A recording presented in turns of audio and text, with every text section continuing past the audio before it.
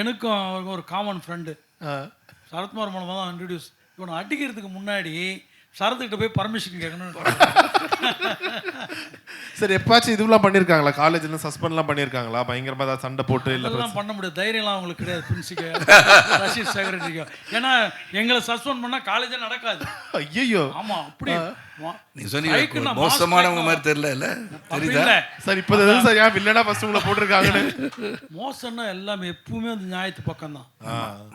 எதுவுமே எதிர்க்கலாங்க. பிரின்ஸே வருவார், ஐயா நீங்கள் 2 பேரும் காலேஜ் போகிறீங்களா, கொஞ்சம் படிக்கிறீங்களா, சுற்றி இப்படியே வெளியே வரீங்களேன்னு. அப்புறம் இன்னொன்று சொல்கிறேனே, இவர் படம் எடுக்கும்போது 1987 ரொம்ப கஷ்டமாயிடும், ஷூட்டிங் நடத்த முடியாது. ஊருக்கு தான் வருவார். அங்கே தென்னமரத்தடியில் கட்டில் போட்டு வச்சுருப்பேன். இங்கே வந்து படுப்பார். படுத்துட்டு அங்கே சாப்பிட்டுட்டு எல்லாம் பண்ணிவிட்டு அந்த கலைவாணன் கண்ணதாசன் டைரக்டரும் இவரும் வருவாங்க கஷ்டப்பட்டு. அப்போ தான் எனக்கு ஃபீல் பண்ணேன், எதுக்கு என் நண்பனுக்கு இந்த நிலமை, அவர் டைரக்டர் ஆகிறதுக்கு இவர் நடிக்கிறானா, இவர் நடிகர் ஆகிறதுக்கு இந்த படம் எடுத்தாங்களா அப்படின்னு தெரியாத ஒரு நிலமை. அப்புறமா தான் என் நண்பன் இனிமேல் வந்து கண்ணீரே விடக்கூடாது. என்னது கண்ணீரே விடக்கூடாதுன்னு கிராமத்துலேருந்து இங்கே வந்தேன். அப்படின்னு கேட்டால் என் நண்பர்கிட்ட இருக்கிற ஒரு பழக்கம் என்னன்னா, எல்லாரையும் நம்பிடுவார். இதில் எவ்வளோ பேர் கட்டம் எவ்வளோ பேர் நல்லா வராங்களோ கூட தெரியாது அவருக்கு. அவர் வந்து சிரிக்கும் போது பார்க்குறது, போகும்போது பார்க்குறது தான் தெரியும். அதனால் அவர் எல்லாருமே சமமாக தான். நான் அதுக்காக தான் வந்தேன்.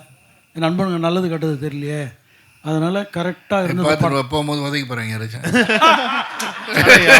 இங்கே வந்திருக்காங்க இப்படி காட்டிட்டேன். எல்லாம் நல்லவங்க தான் உட்காந்துருக்காங்க. நல்லவனை யாரும் ஜெயிக்க முடியாது, கெட்டவன் என்னையும் கிளைமாக்ஸில் அழிஞ்சு தான் ஆகணும். நான் என்ன சொல்கிறேன்னா, அப்போ தான் வந்து கூட இருந்து அந்த படங்களை கன்சூமர் மிஸ்டர் கார்த்திக்லாம் கூட இருந்து நானே ப்ரொடக்ஷன்லாம் பார்த்து அப்புறம் இவருக்கு மேனேஜர் ஆகி அப்புறம் விட மாட்டேன்ட்டார். என்ன நண்பா நீ போகக்கூடாது, நண்பா நான் ஊருக்கு போகிறேன், எனக்கு நலனா இருக்குது பேச. இல்லை நீங்கள் ஃபேமிலியை எடுத்து வந்துடும், நீங்கள் ஃபேமிலியை கூப்பிட்டு வந்தேன். இங்கே தான் இருந்தேன். இப்போ வரைக்கும் இங்கே தான். ஆமாம், இப்போ வரைக்கும் சென்னை. இப்போ வரைக்கும் இருக்கிற ஒரே ஒரு ஃப்ரெண்டு எனக்கு உலகத்திலே சரத்குமார். நட்புன்னா அது மட்டும்தான், மற்றவங்களாம் யாருமே கிடையாது. எங்களுக்குள்ளே 1008 பிரச்சனை வரும், பேச்சு வரும்.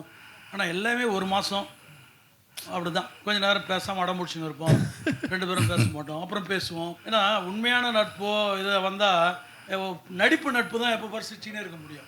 உண்மையான நட்பு கொஞ்சம் ரோஷம் வரும் இல்லையா, என்ன நடந்தாலும் கொஞ்சம் ரோஷம் வரும். அந்த ரோஷம் இதெல்லாம் நடக்கும். ஆனால் இன்றைக்கும் வந்து நான் சொன்னேன், என் நண்பர் வந்து சாதிக்க பிறந்தவர், அவர் சாதனை பண்ணியே தீர்வார். அதுக்காக தான் நாங்கள் எல்லாருமே இவங்களை எல்லாரும் ரசிகர் மன்றத்தில் ஏன் இவ்வளோ பேர் சேர்த்து வச்சுக்கிறேன், அவர் சாதிக்கணும்னு தான். அவர் எங்களுக்கு வழிகாட்டினார், நாங்களும் இன்றைக்கி பெரிய பேர் எடுத்துட்டோம், மேலே வந்துட்டோம். ஆனால் இருந்தாலும் எங்களுடைய லட்சியம் அவர் சாதிக்கணும். அகில இந்திய லெவலில், உலக லெவலில் அவருடைய பேர் வரணும். அதுக்கு பின்னாடி நாங்கள் இருந்தன்ற பேரும் எங்களுக்கும் வரணும். நிச்சயமாக எங்களுடைய இந்த நட்புக்காக பாட்டை பார்க்கும்போது எங்களுக்கே அவ்வளோ கனெக்ட் ஆகுது. உங்க நண்பரே நடிச்சிருக்காங்க, உங்களுக்கு எப்படி இருக்கு அந்த பாட்டு பார்க்கும்போது? மீசக்கார நண்பா ரசிகர் மன்ற முதல் தலைவன் நான் வந்து கன்சூம் நேரம் படம் மேக்கப் போட்டு உட்காரதுலேருந்து பார்த்துன்னு இருப்பேன். சரி நண்பா, இன்ஸ்பெக்டர் லிப்ஸ்டிக்லாம் போடக்கூடாதுன்னு.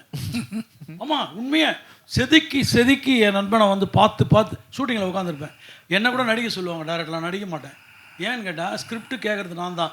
என் நண்பனுக்கு ஃபஸ்ட்டு என்ன வைக்கிறீங்க, பில்டப் என்ன பண்ணுறீங்க சொல்லுங்கள், அப்புறம் என்ன பண்ணுறீங்க, கிளைமாக்ஸ்லாம் யாரும் எதுவும் பண்ணக்கூடாது, நண்பன் தான் நிற்கணும்னு.